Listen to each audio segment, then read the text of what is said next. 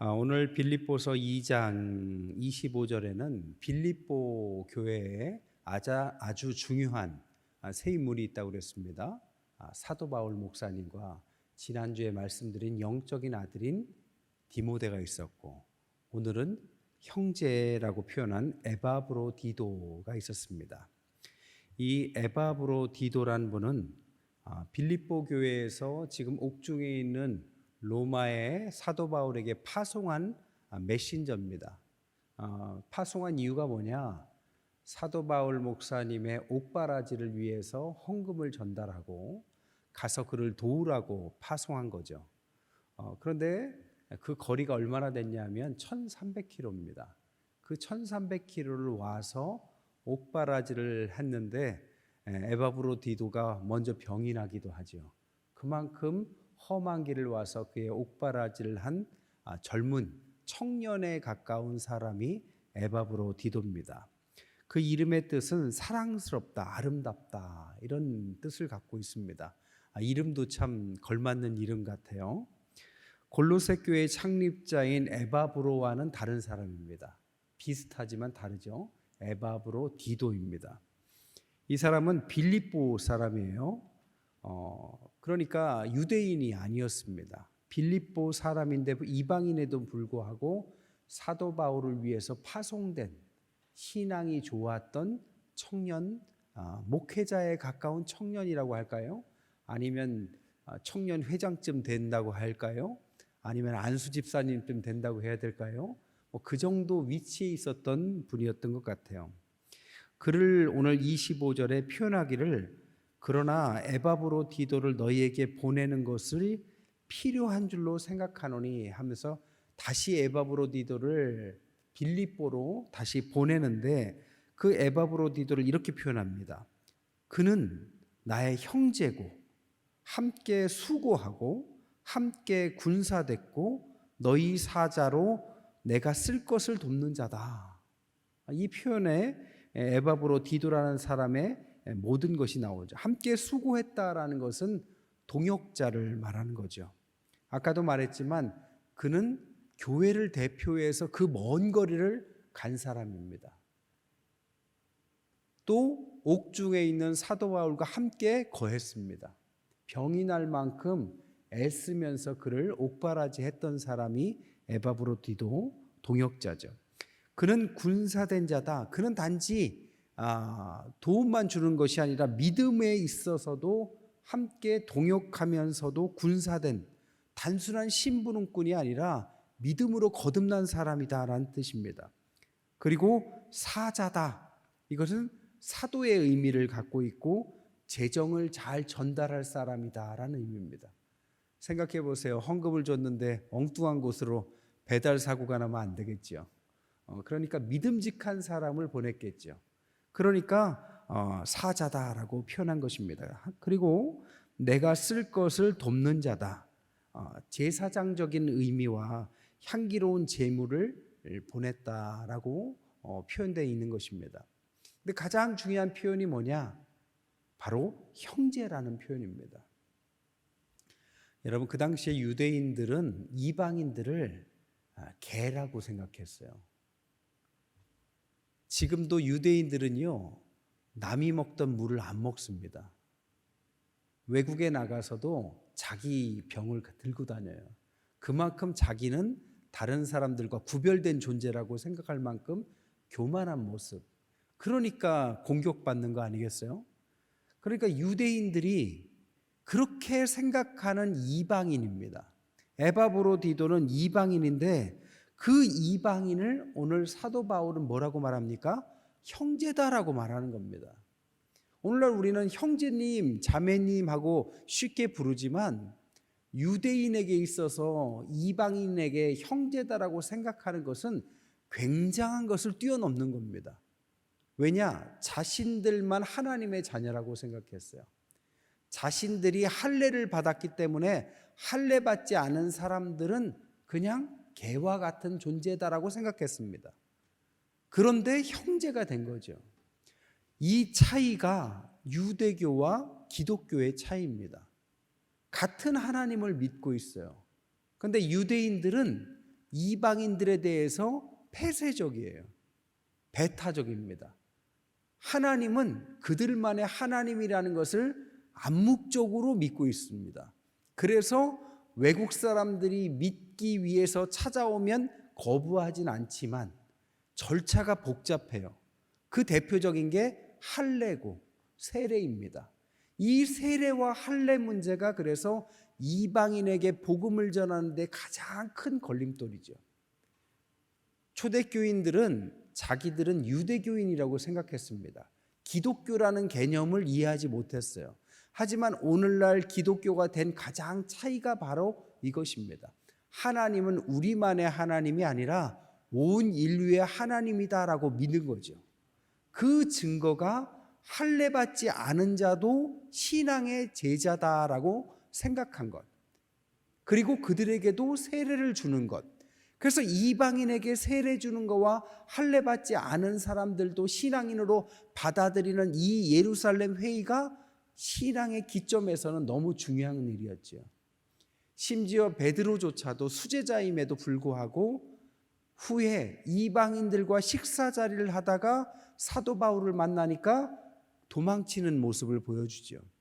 이만큼 이방인에게 가까이 간다는 것은 어려운 일이었습니다. 그런데 사도 바울은 이제 완전히 변했죠. 이방인들을, 유대인 중에 유대인이고 가마리엘 문화에서 가장 철저한 바리새인이었던 사도 바울이 이 에바브로디도와 같은 사람을 나의 형제고 나의 수고로 학교에 나의 쓸 것을 준 자고 돕는 자고 사자고 군사고 뭐 이런 표현을 다 쓴다라는 것 자체가 너무 중요한 것입니다. 여러분, 신앙인의 특징이 뭘까요? 교회를 다니는 것? 교회를 다니는 것은 신앙인으로서의 가장 큰 특징일 수 있겠지만 세상에 나가서 신앙인으로서의 가장 큰 특징은 하나님을 인정하는 것입니다. 그리고 모든 인류에게 하나님의 자녀라는 것을 받아들이는 것입니다. 그리고 그들에게 배타적으로 여기지 않고 하나님의 백성으로서 대우하는 것입니다. 그리고 하나님의 복음을 전해서 그들도 하나님의 자녀답게 살도록 돕는 것입니다. 신앙인이 혼자 다른 사람한테 전도하면 그것이 큰 피해라도 줄까 봐 쉬쉬하고, 자기가 하나님 믿는 것은 얼마나 내부적으로 배타성을 갖고 있는지 몰라요. 여러분, 이런 배타성을 갖고 있는 것은 하나님의 자녀의 특징이 절대 아닙니다. 하나님의 자녀의 특징은 교회 다니는 티를 내는 것보다 하나님의 사랑으로 세상에 가서 누구와도 격이 없이 어울리고 화평의 중재자가 되고 어려운 사람을 위해서 기도해 줄 줄 알고 하나님의 복음을 어디라도 장벽을 거하지 않고 전하려는 의지를 갖고 있는 사람이, 배타성을 갖지 않는 사람이 하나님의 백성의 특징인 것입니다. 누구라도 형제로, 누구라도 자매로 받아들일 마음이 열려 있어야 됩니다. 미국에서는요, 이 인종차별이 너무 심해요. 가면은 흑인들하고 백인들의 갈등들이 우리가 생각하는 것보다 굉장히 심합니다. 그래서 흑인들이 조금만 수상한 짓만 해도 경찰을 부르고 심하게 폭력을 행사하기도 하고, 또 심지어 흑인들이 총기로 사람들 죽이기도 하고, 이런 일들이 비일비재합니다. 그렇게 흑인과 백인의 갈등들이 어디에서 많이 일어나느냐? 흑인 동네와 백인 동네의 접경 지역에서 많이 일어나요. 그러면 그때 어떤 일을 하느냐? 흑인 교회와 백인 교회 목회자들이 만납니다. 만나서 함께 장례를 치러요. 이게 흑백 갈등의 굉장한 해결책입니다. 누구도 이 일을 하지 않는데 교회만, 그 사람이 심지어 크리스찬이 아니어도 그 역할을 자처해요. 그리고 백인 교회 목사님들과 흑인 교회 목사님들은 정기적으로 갈등을 줄이기 위해서 여행을 같이 가요.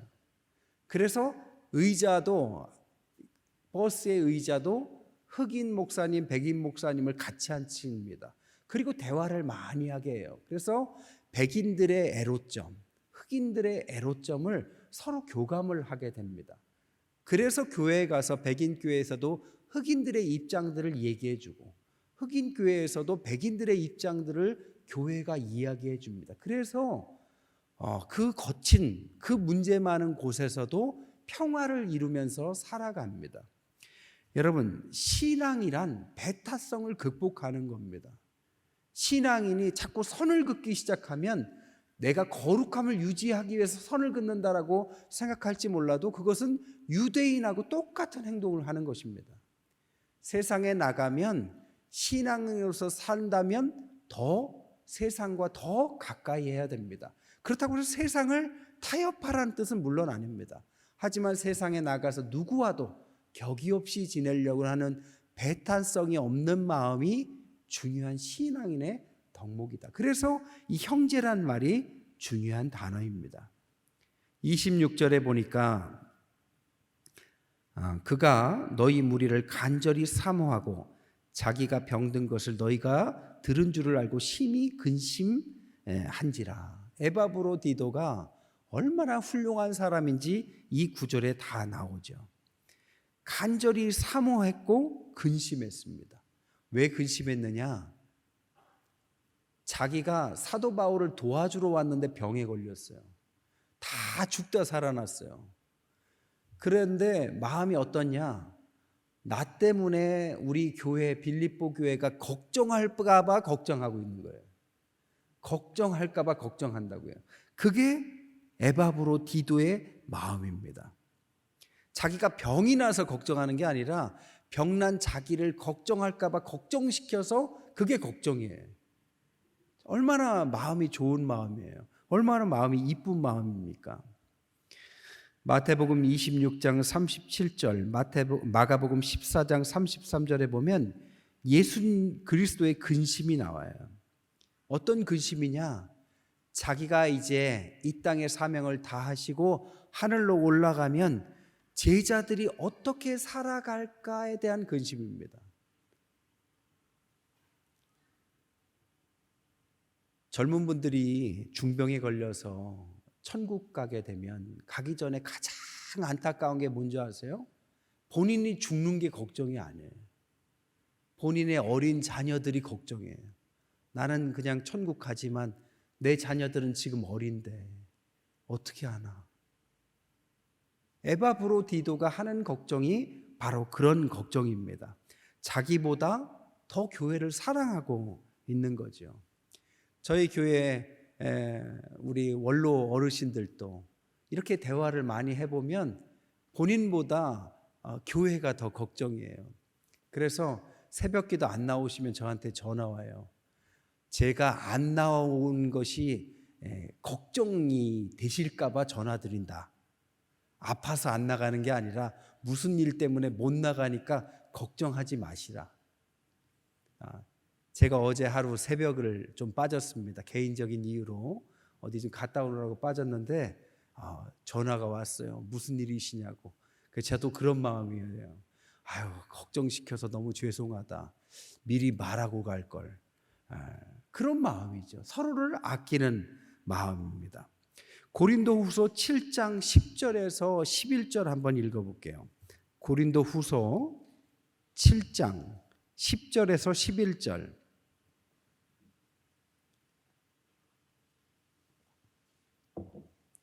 고린도후서 7장 10절 11절 시작.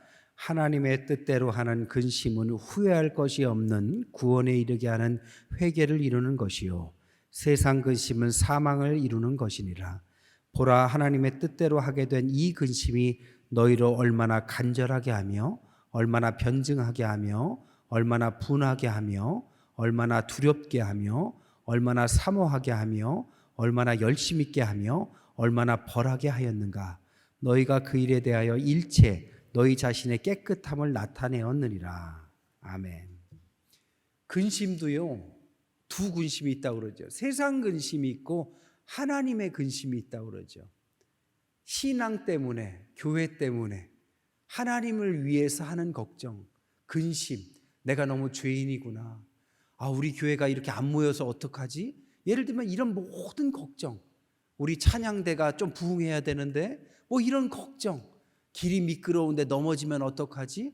이런 모든 걱정은 좋은 걱정입니다. 그런데 세상 걱정으로 가득 찬 걱정은 나쁜 걱정입니다. 뼈를 마르게 한다고 그러죠. 우리에게 하나님의 좋은 걱정이 있어야죠. 오늘 에바브로디도는 교회를 위해서 좋은 걱정은 하지만 좋은 걱정을 하고 있습니다. 29절에 보니까 이러므로 너희가 주 안에서 모든 기쁨으로 그를 영접하고 또 이와 같은 자들을 존귀히 여기라. 그래서 사도 바울 목사님이 에바브로디도에게 편에 빌립보서를 전달하게 하죠. 그런데 그 전달하면서 말하기를 이 전달하는 이자 이 에바브로디도 같은 사람을 존귀하게 여겨라 이렇게 말합니다. 여러분 귀한 사람을 귀한 줄 알게 여겨야 됩니다. 그게 굉장히 중요한 거예요. 제가 미국 얘기해서 죄송해요. 한국에서 미국 얘기하면 싫어한다는데 그래도 좀 할게요. 미국에 있을 때 보면 아이들이 제일 하고 싶은 직업 1순위가 소방관입니다. 월급도 높지만 그 소방관이 되기 위해서 얼마나 많은 아이들이요 훈련을 하는지 몰라요. 소방관이 되기 위해서. 소방관이 영웅이에요. 그들에게는 월급만 높아서가 아니라 소방관이 자기들을 지켜준다라는 믿음을 갖고 있어요. 그래서 소방관을 보면 존경합니다. 웬만큼 잘못해도 소방관이라고 하면 딱지도 안 떼요. 그만큼 소방관을 인정해 줘요. 또 하나 미국에서는요 군인이라고 하면 또 인정해 줍니다. 그래서 군인들이 어디 비행기 타고 다니면 좋은 자리 있으면 양보해 줘요. 뭐 퍼스트 클래스, 뭐 비즈니스 클래스도 막 양보해 줘요. 그리고 좋은 거 있으면 막 저 테이블에 갖다 주라고 군복 입고 있으면 막 그럽니다. 그러면서 이들이 우리나라를 지켜주는 사람이라고 해요. 한국도 좀 그랬으면 좋겠어요. 귀한 사람들이잖아요. 나라를 지키는 사람들. 우리 주변에서 소방관들 얼마나 불나거나 어려움이 있을 때 달려옵니까? 이런 사람들이 귀한 사람들이잖아요. 귀한 사람들을 귀하게 여겨야죠. 신앙도 마찬가지입니다. 한평생 신앙생활 열심히 한 분들을 존경해 줄 줄 알아야 돼요. 그리고 존경받을 만한 분들입니다.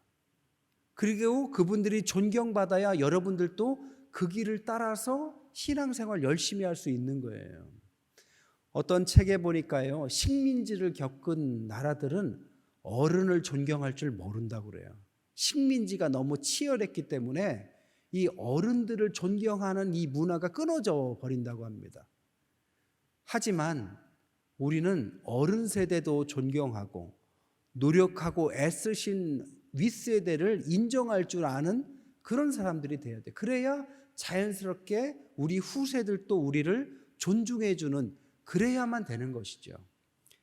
오늘 에바브로디도는 목숨을 걸고 거기를 갔고 그 일을 위해서 애썼고 정말 대단한 일을 했습니다. 그랬더니 그를 존중히 여기라고 사도 바울 목사님은 이렇게 인편에 보내는 것이죠. 30절에는 그가 그리스도의 일을 위하여 죽기에 이르러도 자기 목숨을 돌보지 아니하는 것을 나를 섬기는 너희의 일에 부족함을 채우려 함이었다. 그는 자기 목숨을 돌보지 않았대요. 주님의 일을 위해서. 재미있는 것은 이 자기 목숨을 돌보지 않았다의 파라볼로이마이라는 단어가 도박 용어입니다. 도박 용어인데 무슨 뜻인 줄 아세요? 올인 이런 뜻입니다. 여러분들은 모르실 거예요. 도박을 해본 적이 없으셔서. 드라마에서는 보셨죠? 내가 갖고 있는 모든 것들을 다 걸고 올인하는 것이 바로 자기 목숨을 돌보지 않았다. 말 그대로 자신의 인생을 올인했다 이런 뜻입니다. 주님을 위해서 파송된 그 목적을 위해서 생명도 아끼지 않고 올인한 것이 에바브로디도다. 그는 무슨 일을 했느냐? 너희 일의 부족함을 채우려 했다.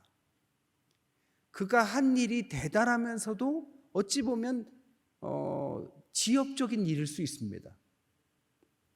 그가 간 길이가 1300km라고 그랬어요. 서울에서 부산까지가 325km입니다. 그러니까 2번 왕복하면 정확하게 1300km예요. 걸어서 가면 이 거리가 40일이래요. 왕복하면 80일.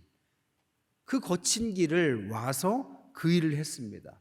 그 길은 강도의 위험도 있고 풍토병이 있었기 때문에 그가 그렇게 고생을 한 거죠. 하지만 그가 해야 되는 건 뭐냐? 대단하게 복음을 전하는 게 아니라 감옥에 갇힌 사람 병수발 드는 일입니다. 일이라고 보면 대단한 일은 아니에요. 하지만 부족한 것을 채우는 일이죠. 그것이 대단한 일인 겁니다. 여러분, 제가 여러 번 말씀드리지만 대단한 일을 하는 것이 아니라 맡겨진 일을 잘하면 되는 것입니다. 무엇을 맡으셨어요? 그 작은 것들을 채워가기 시작하면 다 채워지는 거죠. 괜히 자기 것 맡긴 것들을 못하면서 다른 사람이 잘하니 못하니 간섭하지 마세요. 여러분 맡은 것만 충실히 성실히 할 수 있는 한 최선을 다해서 그것을 채우면 이렇게 인정받는 에바브로디도와 같은 사람이 되는 것입니다. 오늘 우리의 교회의 작은 필요는 누가 채우고 있을까요? 아이들이 어떻게 커갑니까? 교사들이 있기 때문에 커가고, 또 예배를 준비하는 과정 속에서도 안내팀도 있고, 저 밖에서 추우면서도 이렇게 차량 안내하시는 분도 계시고, 저 방송실에 보이지 않게 방송하는 분도 계시고, 또 반주하시는 분, 또 악기를 다루시는 분, 찬양대도 계시고, 찬양대는 또 이번 주 칸타타를 해야 되니까 또 오늘 이렇게 또 오셔야 되고, 연습을 어제도 열심히 하시고 오늘도 열심히 하시고, 엄청 기대가 됩니다. 굉장히 잘하실 것 같아요. 이렇게 작은 것들을 채워가면서 교회가 하나하나 세워져 가는 것이죠. 말씀을 한 가지 이야기만 더 하고 말씀을 정리할게요. 제가 프랑스에 있을 때 프랑스 교회 목사님들하고 가끔 모임을 가져요. 모임을 가지면 교회 규모가 얼마나 되냐, 뭐 헌금이 얼마나 되냐, 목회자들끼리 이렇게 슬쩍 물어봅니다. 그런데 프랑스 교회하고 한인 교회들하고 비교를 해보면 프랑스 교회보다 한인 교회의 헌신이 대략 3배 정도 강합니다. 프랑스 사람들, 일본 사람들 헌금 안 합니다. 동전 딸랑해요. 그래서 교회가 유지가 안 돼요. 교회는 문화재인데 나라에서 문화재로 유지해 주지 헌금으로 유지가 안 돼요. 목회자가 사례비가 잘 안 되니까 대부분 다른 직업을 갖고 있습니다. 그래서 목회자가 금방금방 바뀌어요. 생활비가 안 되니까 금세 안정이 안 되니까 떠나고요. 성도들도 마찬가지예요. 헌신을 적게 하니까 애정도 그렇게 높지가 않아요. 숫자가 그럴듯한데도 유지 안 되는 교회들이 많았습니다. 그래서 한인교회에 대해서 이렇게 이야기하면 프랑스 목사님들이 기절합니다. 아니 그렇게나 헌신한다고? 아니 주일만 나오지 않고 수요일도 나오고 새벽에도 나온다고? 기절해요. 프랑스는요, 여름에는 휴가철에 문 닫습니다. 교회도 쉬어요. 아예 셔터 내립니다. 우리도 더울 때 좀 셔터 좀 내릴까요? 자그마치 2달씩 쉬어요. 그때 한인교회는 다 예배 드립니다. 새벽 기도도 드리고 수요 예배도 드리고 헌신하고. 그래서 프랑스 목사님들이 와, 한국 대단하다. 미국도 뭐 우리한테 게임이 안 됩니다. 하나님께서 우리에게 헌신을 주셨는데요, 이 헌신이 어디서 온 줄 아세요? 원래 우리가 잘한 게 아니라 시작한 분들의 헌신이 대단했기 때문에 당연히 그런가 보다 하고 여기까지 온 거예요. 요즘 신생교회들은 새벽기도 안 하는 데도 많아요. 근데 전통적으로 이렇게 온 교회들은 새벽기도는 당연한 거 아니야? 그럼 당연한 거예요. 헌신이 당연한 거 아니야? 여러분들 한 가지 이상 사역들 다 하시잖아요. 그잖아요? 당연한 거예요. 당연한 데는 당연한 거죠. 그래서 한국 교회가 미국 다음으로 선교를 제일 많이 하게 된 것입니다. 역사의 길이에 비해서 가장 부흥했고 상대가 안 되는 선교를 하고 있습니다. 한국에서요, 외국에 대학을 만든, 기독교 자본으로 만든 대학이 14개나 있어요. 그런데 미국이 옛날에 만들고 나서 지금은 대학을 안 만듭니다. 왜? 만들 여건이 안 된다라는 판단 때문에. 그럼 한국 교회는 어떻게 하느냐? 생각을 안 해요. 일단 만들어 놓습니다. 그리고 기도로 밀어붙입니다. 그런데 그게 운영이 돼요. 그래서 우리나라가 사람도 몇 명 없는데 14개의 세계적인 대학들을, 기독교 대학들을 지금 동남아에 막 세우고 있는 겁니다. 여러분, 하나님께서 우리에게 헌신의 마음을 주셨어요. 그래서 한국이 오늘 21세기에도 희한하게도 분단 국가며 국가도 작고 중국의, 일본의, 러시아의 틈바구니 속에서 수출밖에 먹고 살 길이 없는데도 세계에서 유일하게 성장하는 희한한 기현상을 보여주는 것입니다. 여러분, 하나님 앞에서 우리가 에바브로디도와 같은 신앙을 가졌습니다. 작은 일이지만 그 일 위해서 목숨까지 걸고 자기의 목숨보다 더 귀한 서로를 근심시키지 않으려는 그 좋은 마음으로 오늘 여기까지 교회가 유지되어 온 거죠. 앞으로 이런 뜨거운 열정이, 에바브로디도와 같은 열정이 우리 교회를 이제 유지했고 앞으로 더 성장시킬 것이고, 우리 선배들이 보여줬던 그 대단한 열심을 우리 후배들이 잘 이어받고 선배들을 존중하고 자랑하고 선배들의 또 자랑거리가 되는 그런 교회 되시기를 주님의 이름으로 간절히 축원드립니다.